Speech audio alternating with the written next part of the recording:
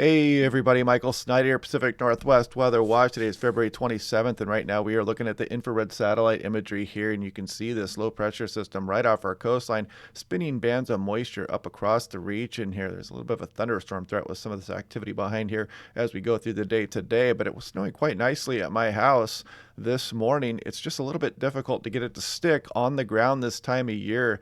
Things warm up during the daytime a little bit better here. So some of the models as we go are kind of counting that snowfall that kind of melts as it hits the surface or only lasts for a little bit. So it kind of counts that towards our snowfall totals here. And that's why the amounts that the models show are probably not what you're going to see on the ground. We'll go over that here in a bit more detail in a moment.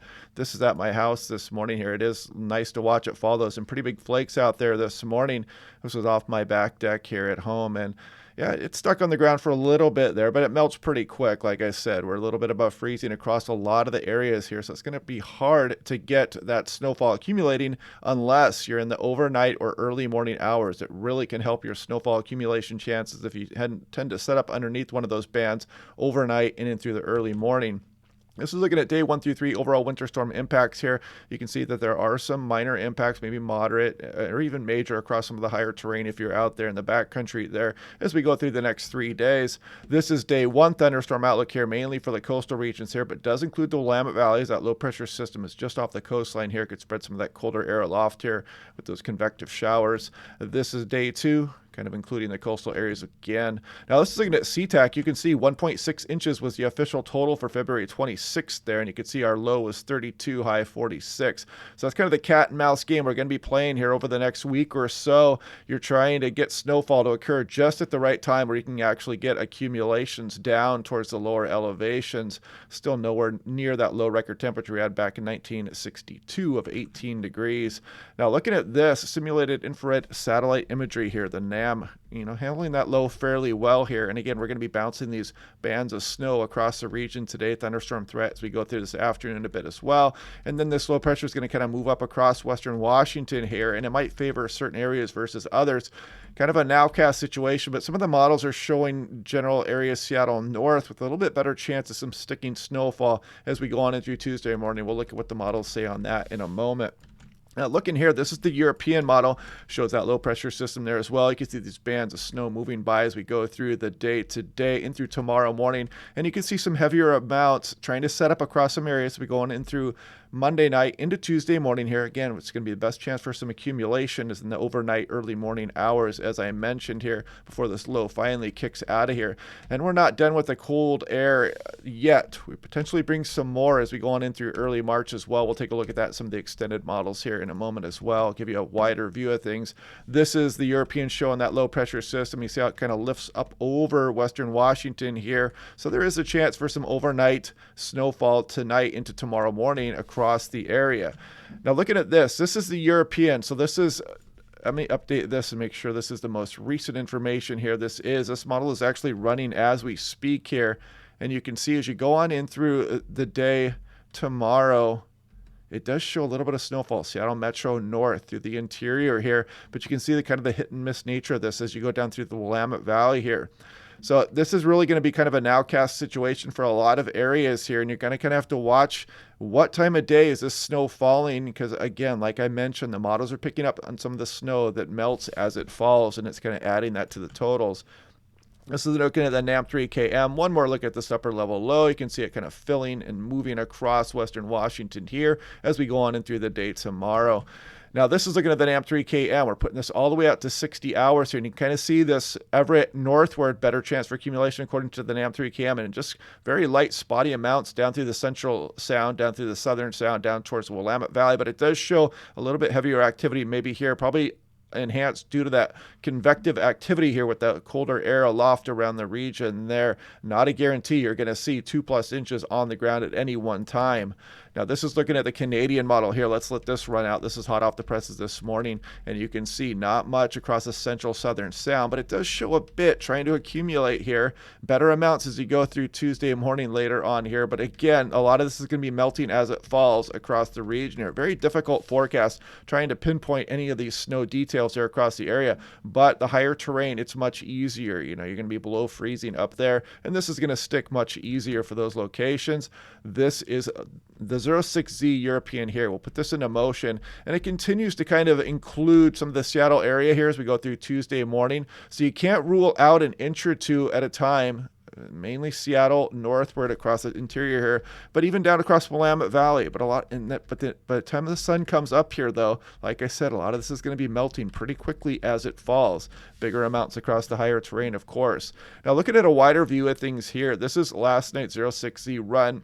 You see that low pressure system off our coastline here moves across the area, a little bit of a break here, and then we get another system dropping down out of the northwest here, and some colder air is possible with this system as well for kind of a similar setup here where we get this hit and miss snowfall potential here as we go. This would be about Saturday night of this weekend coming up here. So you can see that system kind of knocking on our doorstep by the time we get towards Friday coming up. We'll continue to watch this as we go day by day. This is looking at sea level pressure. This is last night's European run. I'm just going to play that out. There goes the system there.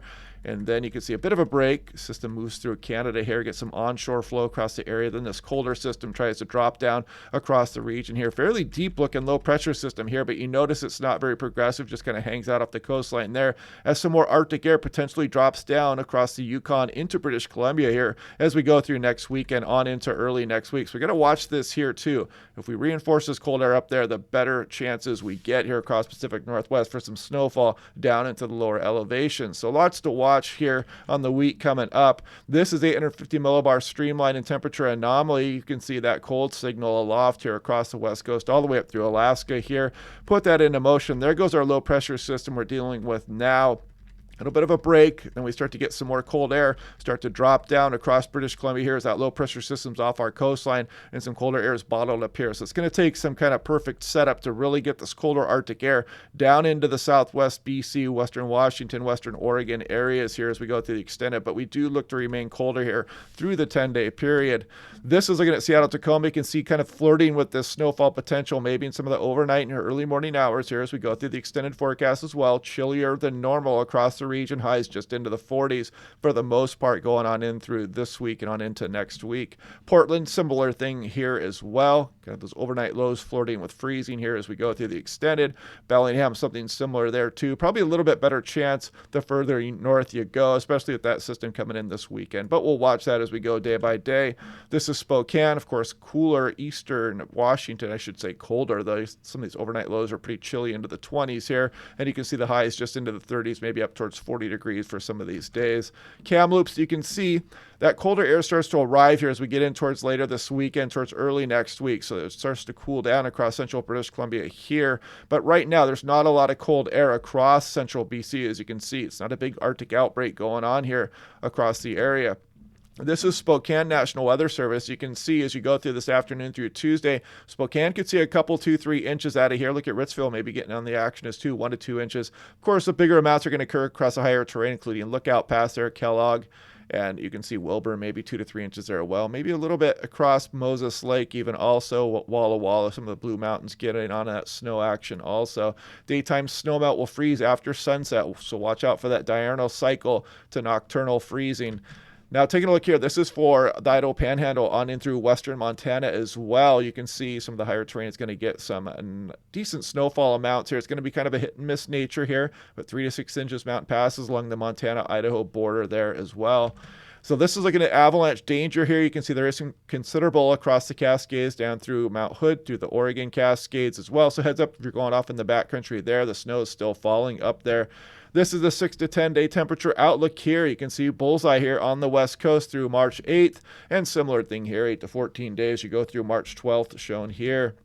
So yeah, it's kind of fun watching the snow fall, but it's a little bit frustrating if you like to see it stick and you want to get out and play in it, because during the daytime it's just really hard to get that accumulating snowfall. But tonight there is that potential across some of the area to get an inch or two, maybe up to 3 inches for some lucky areas, depending on where this activity sets up. I may do a live stream later on tonight if it starts to look a little bit more promising here, or if there's some kind of area I can target. It looks like it's more favorable for snowfall as we go. So anyway, yeah, we'll watch these systems systems come in day by day. Hope you guys are enjoying the snowfall. If you see any out there today, watch out for that thunderstorm threat across some of the coastal areas, and even in the Willamette Valley today. As you can see, that cold air and the popcorn cumulus there showing up. Some convective activity possible. Might get some snow pellet showers in there as well. But anyway, we'll do this day by day. Hope you guys are having a good time, and we'll talk to you guys later.